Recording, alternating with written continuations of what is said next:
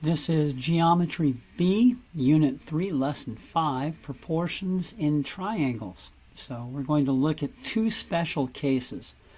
Okay, and I've got GeoGebra up. This is geogebra.org/geometry, the GeoGebra geometry tool. It's a fun little tool to play with, and I highly recommend it. Feel free to play around with it, geogebra.org/geometry. Okay, I'm going to draw a triangle. I'm going to use the polygon tool to do so. So we're going to draw a polygon, so a triangle. And what I'm going to do is I'm going to construct the angle bisector of angle A. Angle bisector. So BAC in that order. There's my angle bisector. So this is set up so that it splits the angle exactly in half. And the question is, what proportions are set up in this particular case? Now I'm going to add a point to label the intersection of the angle bisector with the opposite side. And as you can see, if I select the Move tool, I can change things around. But the angle bisector is always there and always splits the angle in half, no matter what. Okay. Now I'm going to measure some sides here. I'm going to measure some sides. So under the More tools and Measure, okay, Measure, I can measure distance. So I'm going to measure the distance from A to B, from B to D. Oh, B to D, I'm going to have to click on the points. B to D, and D to C, and A to C. Okay. And what I'm going to do is I'm going to try to see if I can set this up so that AB is half the length of AC. So AC, I'm going to move around so that it's a nice round number. How about 8? There we go, 8. So I'm going to try and set up AB so that it's 4. There we go.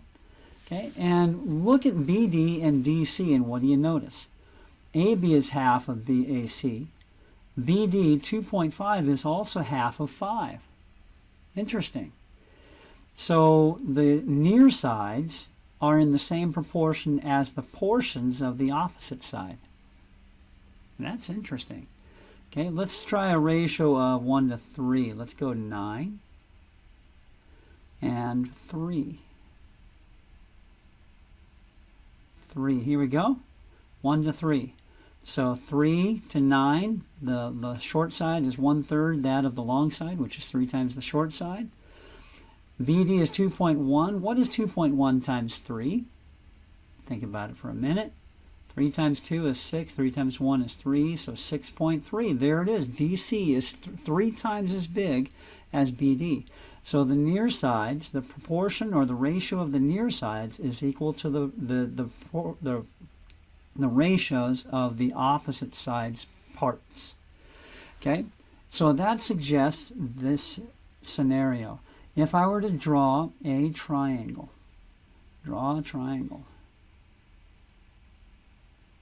okay, any triangle you want, and I were to construct its angle bisector. By the way, just a little bit of review of compass and straight edge. To construct the angle bisector, we put our compass on the vertex. We draw an arc that crosses both sides of the angle. We put our compass at each intersection, one point in turn, and copy the arcs. Where they intersect determines a new point, and that is the angle bisector, right? So a little bit of construction review from your Geometry A course. Okay. And so here's what this says. This says if I have this side is A, little a, this side is little b, this side is little c, and this side is little d. It says A is to B as D is to C. Okay, now there's other proportions you could write. You could write B is to C as A is to D. You could write Any variation on that, C is to B as D is to A. But you got to match corresponding parts. The way I prefer it is near side to corresponding opposite segment, near side to corresponding opposite segment. It's just a good consistent way to do it. Now let's solve a problem here involving this.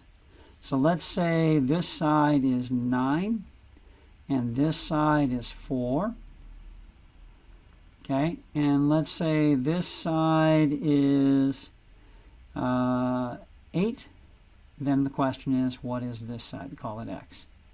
Okay, if I set up my proportion correctly, 9 is to 4 as x is to 8. Cross multiply and divide. 4x is 72. Divide 4, x is 9. That's not right. Because 72 divided by 4 is not 9.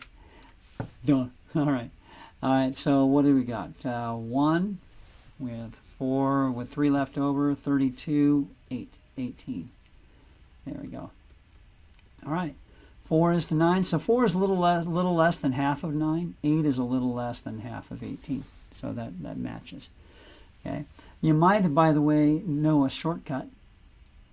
We know that 2 times 4 is 8, so you can do 2 times 9 is 18. And do it that way. But cross multiplying and dividing always works. All right, that's situation or scenario 1. Scenario 2, let me go back to GeoGebra. And let's get rid of this line and this measure.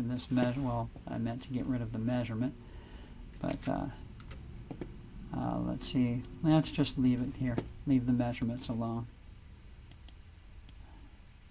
There we go. Cancel. Nope, it deletes the whole triangle. Polygon. Okay, there we go. All right, this time what I want to do is I'm going to draw something called a mid-segment. So I'm going to find the midpoint of a line segment, midpoint. So construct midpoint. So click on the side. That's going to find the exact middle of that side and the exact middle of that side. And I'm going to draw a line through those 2 points. Okay, that's called a mid-segment or a well, if it were a segment, it would be a mid-segment. We can draw it as a line or a segment, but if I draw it as a segment, it's called a mid-segment. All right. And there's a couple of rules that fall out of this. The mid-segment is half of the opposite side, so DE is half of AC, and so forth and so on. Okay. Actually, more importantly, I want to do this. I want to draw a line, not the mid-segment necessarily, but a line that goes through AB somewhere, say through point D that's on AB, but is parallel, so a parallel line, to this one. Okay, so that line is parallel to the opposite side of the triangle. Okay, and let's look at what happens to our measurements. What proportions do we have? So let's measure our sides here. And let's rearrange things a little, make them bigger here. And let's measure our sides. So distance. BD, 2.6, DA, 5.6, BE, 4.2, EC, 9. Okay, I'm going to move A so that it becomes hopefully a nice round number.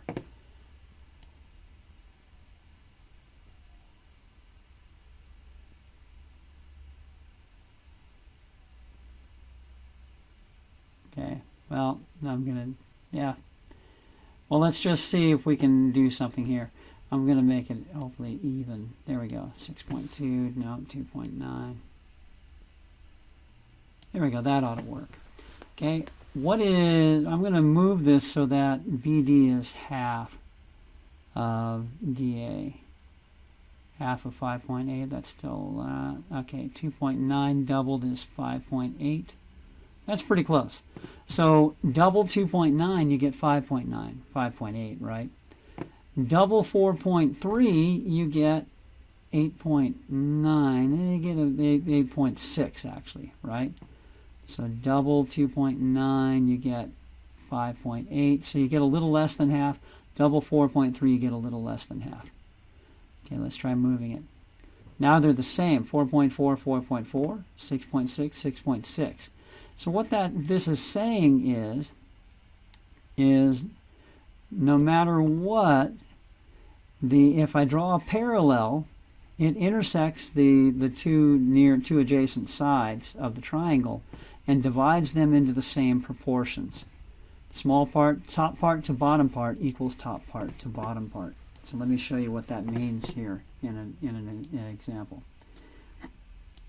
Okay, so we've got a triangle. Triangle, triangle. Okay. So triangle. And we are going to draw a parallel to one of the sides of the triangle. Okay, it can be any of the three sides. I'm going to construct a parallel to the right side. Okay, and we're going to do that through a point right here. Okay, so we're going to use the copying angles. So this is the converse of the corresponding angle theorem. So we're going to copy an angle from here to here using straight edge and compass. Measure the gap. Measure the gap. Measure the gap. And we've got there and there. Okay, measure the gap.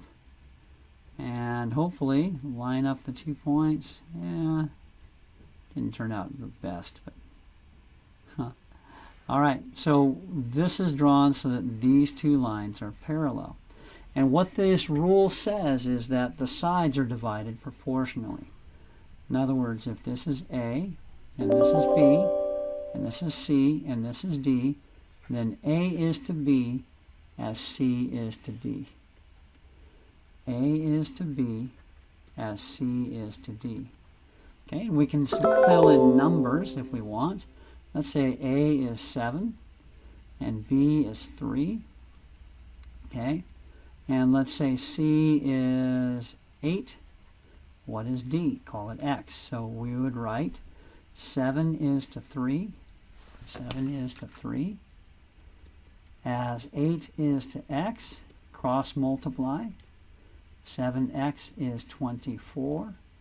Divide 7. X is 24 sevenths.